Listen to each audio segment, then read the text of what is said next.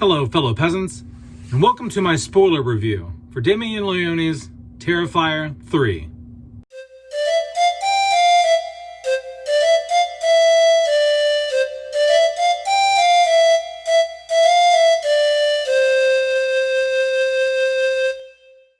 Okay, guys, so over the weekend I went to see Terrifier 3. I did the spoiler-free review a couple days ago, so go check that out if you haven't seen the film. If you don't mind the film being spoiled, you can just keep watching. All right, so I was lukewarm on the first film. Second film garnered more attention. Like, I liked it more. Like, it actually had some story, had some plot. I'm like, okay, let's figure out what's going on with this magical sword and her dad's drawings. And so I was excited to go see number 3. And so we went to go see it. And basically, what is Terrifier 3 about? It takes place 5 years later after the events of number 2. Sienna and her brother Jonathan are dealing with the trauma of the violence of Art the Clown from the second film. And Sienna has been in and out of mental hospitals. Jonathan is off to college, and he's trying to move on with his life. Sienna's having trouble. She's having visions of things. Visions of her dead friend. She's seeing apparitions and stuff like that. Having a hard time coping. And so Art the Clown comes back. He, because she cut his head off at the end of 2. But in this one, Art comes back. He uses, I don't know how to explain this, but he takes the severed head of this guy. He puts it on. And then he's able to like get his head back from that. I don't know. It's kind of confusing how he gets his head back exactly, but he gets his head back. He goes to this mental ward. He gets Vicky out. There's a whole very confusing situation there about how Art gets his head back and rejuvenates or whatever. But anyway, once Art is back, he goes on a complete tear. But to reel it back a bit, the opening scene of the film is like Christmas, so it's set present day. And Art breaks in this house. He kills his whole family. He kills everybody. He kills the mom, the dad, the kids. He kills everybody.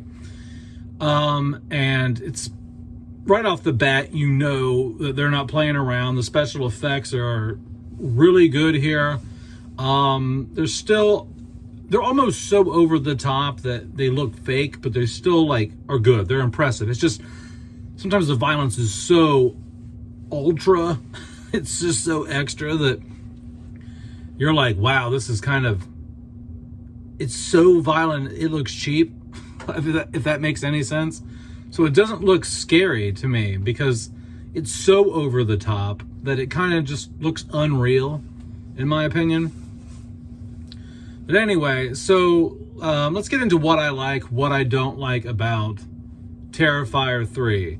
What I like about Terrifier 3 is the Christmas setting. The Christmas setting is awesome here. You got a late 80s, early 90s Christmas vibe going on. So I like that. It's snowing outside. Art's dressed as Santa. There's a scene where he even kills Santa, but I'll get to that when I talk about the kills in this.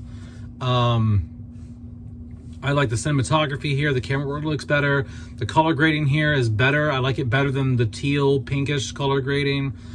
The acting in here is great. Everyone gives a good performance. Sienna's performance is even better than number 2. Jonathan takes a bit of a back seat in this film, but his performance is better than his performance in number 2, I find.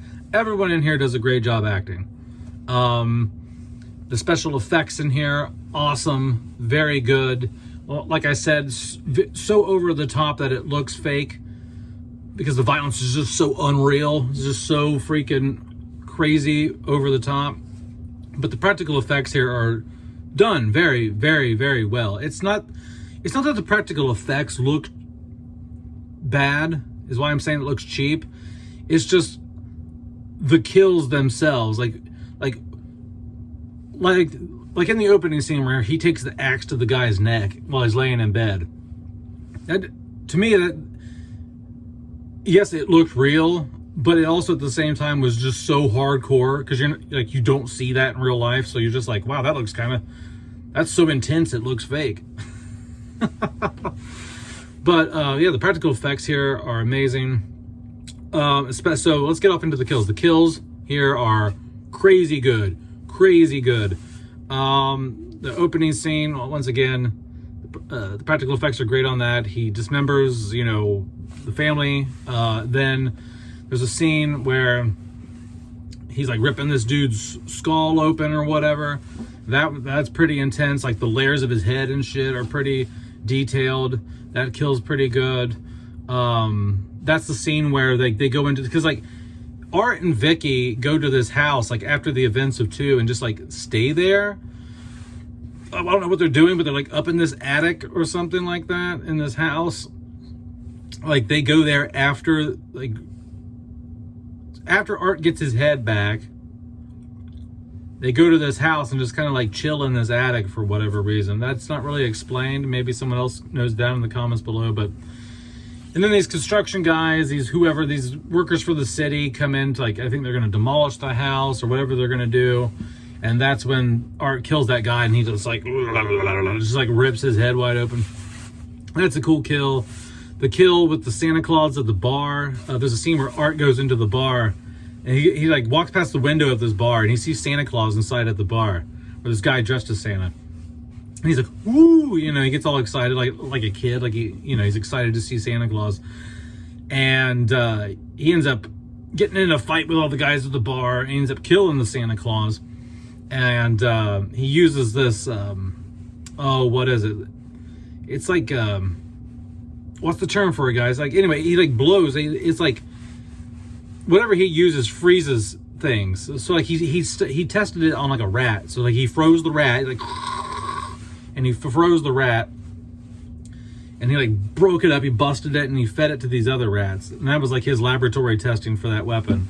Well, he goes to the bar and he takes that thing out and he freezes Santa Claus and he breaks Santa Claus' legs with it and he bashes Santa Claus' face open with it, and he takes Santa's outfit, and that's when he goes on this tear. Just, you know, he goes to the college and he there's the famous shower scene in this where like this couple are like, you know, they're hooking up in the shower at the dorm, and he just goes in chainsaw full blast and it doesn't cut away. Like it's pretty intense. He just takes the chainsaw at one point and just like runs it right up this dude, like from the bottom to the top. I don't know who did the special effect. I know Damian Leone did a lot of the effects on 1 and 2, but I don't know if how much of a hand he had in this, because I heard he hired this out a bit. He hired some of the effects out.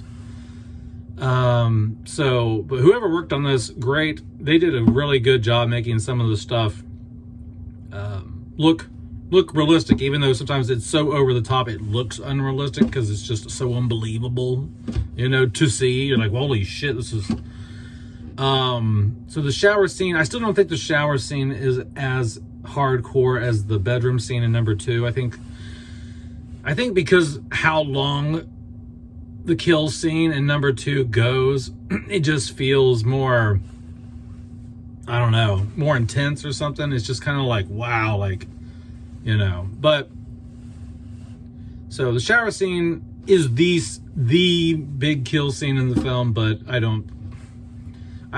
I still think the bedroom scene from 2 is the more disturbing kill. And then you get towards the end of the film, and there's like another really wild kill scene where they shove this tube in this chick's mouth, and then they put rats down it. It's like ridiculous. It's just so over the top. And so yeah, the kills here are hardcore. In some instances, they are more extreme than in number 2, but I don't feel that. I think what makes visually, yes, this is more intense than what's in number 2 kill wise. What makes the kill scene, the bedroom scene in 2, still the most disturbing in the franchise is the time dedicated to it and how long it takes. It just feels more sinister. It just feels more spiteful and angry. You know what I mean? And I think it's the longevity of that scene that makes it more disturbing than these more violent but shorter kills, if that makes any sense. What else do I like? I like the I already said the Christmas vibe, but just the setting, like the mountains, you know, like there's some shots of like Sienna and her uncle driving in this truck through like the mountains, and it's snowing. It's almost like a Hallmark Christmas movie in a way, you know, because you get to their house and it's all decorated for Christmas, and there's this warm, cozy feeling, and that plays into the color grading again, as well as there is not this teal, pinkish color like the first two. This has much more of a natural color grade to it, so you get that warm, cozy holiday feeling, which is kind of fucked up to say with this movie, but you get that vibe through the color grading in this film and the sets and stuff. There's also there's a scene where a bomb goes off in a mall. Art's dressed as Santa. He gets up there and he's sitting in Santa's chair because Santa had to go take a piss or something, and he gets into the mall Santa's chair and he's passing out gifts to the kids, and bam, like this bomb goes off. So that's another crazy kill scene. But then what else do I like? What else do I like about it? Art the Clown. Let's just Art the Clown does a great job in this. Facial expressions. The guy who plays Art, is his name David Howard Thornton, I think. His performance in this is the best out of the franchise so far. Just his little facial tics, his expressions, the way that he can tell you exactly what he's thinking without saying a word at all is masterful. Like, he does a great job in this role. Like, they cannot replace this dude. Like, they have to get him back for the last film because, and I'm sure he will. I think he has a blast doing these. And so, yeah, like his performance in this is, it makes the film. Like, Art is the best Art has ever been in this film. So let's get into what I don't like about Terrifier 3. And there's not a whole lot I don't like about the film, but I'll start with this. It's basically sets you up. It gives you all this magic sword information. It gives you this, there's something behind Sienna's dad's drawings. Somehow there's a connection between Art the Clown and Sienna and her dad, and the drawings have some sort of powers, maybe. All this is left up in the air. And you're like, well, I can't wait to see Terrifier 3 to get all this shit answered. And then you don't get any answers. Like, she uses the sword again, right? Like, she goes and gets the sword from the location from number 2, brings it to her aunt and uncle's house, wraps it up as a gift in case she has to use it. And she uses it again in the third act. You know, she fights Vicky, and she fights Art the Clown in the third act of this film with the sword. And you're just kind of like, you know, like, and the movie ends and you just don't get any explanation. You don't get any explanation for why she has it, where she found it. I can't remember. Like, did she find it in 2? Like, maybe I'm blanking on that, but why does the sword affect Art? We don't know. Why does she have it? What, like, nothing's answered about the dad's drawings, the sword, why he's after Sienna at all. And during that final scene, her hands are completely smashed. Art, like, bashes her hands open. And then they're like, okay, now that your hands are bashed open, you can open the box. So before she opens the box to use the sword, they basically bash her hands. She can barely open the box. But then somehow she can magically fight him with the sword. Her hands work fine. There's just some really dumb decisions made in the final act of this film. Art the Clown takes a back seat in the third act Most of the dialogue and everything happens between Sienna and Vicky. You find out that Jonathan dies. That's right, Jonathan dies, or at least for now we think he's dead, because they show a skull, and they puts Jonathan's glasses over the skull, and Sienna's like, no, and you think Jonathan's dead. They could have just been fucking with her, and he comes back for number 4. We don't know yet. We don't know. I'm thinking they could have been fucking with her, but we don't know. Okay. So anyway, so Jonathan's dead, presumably. Then Sienna makes a dumb decision, because her little cousin falls into this open pit in the living room, and she's like, here, grab onto this. And so with her bloody hands that are busted up, that she's somehow still able to use, she puts the sword down into the pit, holding it by the blade and telling the girl to grab onto the handle of the sword. And I'm like, that's stupid. Like, why would you do that? Because the blade's just going to slide right through your hand, cut your hand even more. Grab anything. Grab some freaking tinsel or something. Grab, some garland off the Christmas tree. Grab anything to freaking pull her out of there. A couch cushion, for the love of God. So there's that. The opening of the film, I'm not a big fan of, because it starts at present day, when he kills the whole family during Christmas. Then it cuts back to the events of number 2. So it shows you how he got his head back and all that, and then going to that abandoned house. And then it cuts back to present day again. And it's just kind of like, oh man, you should have just started with, if you're going to show what happened in 2, just show that right away and then cut to present day. And show that kill scene with the family later in the film. So I don't like the order of that. It just feels like the movie starts, stops, starts again. What else? I think that's about it. My main gripes are just the back and forth in the opening scene, how it just doesn't know when it wants to start the film, and the lack of explanation. It just doesn't explain a whole lot about, we don't learn anything more about the lore of Art the Clown in this. We have to wait till number 4 now to get an explanation. But all in all, guys, I really enjoyed the film, because at the end of the day, we're not here for let's be honest here. We're not here for some deep, in-depth Godfather 2 Gone with the Wind story here. It's a slasher film. And we show up for the slashing. We show up to watch the killer chase the teenagers around. That is what slasher movies are. That's what Halloween time is. You show up, you watch a scary movie, you watch the killer chase people down. But that's it, guys. I really enjoyed the film, even though it didn't explain a whole lot.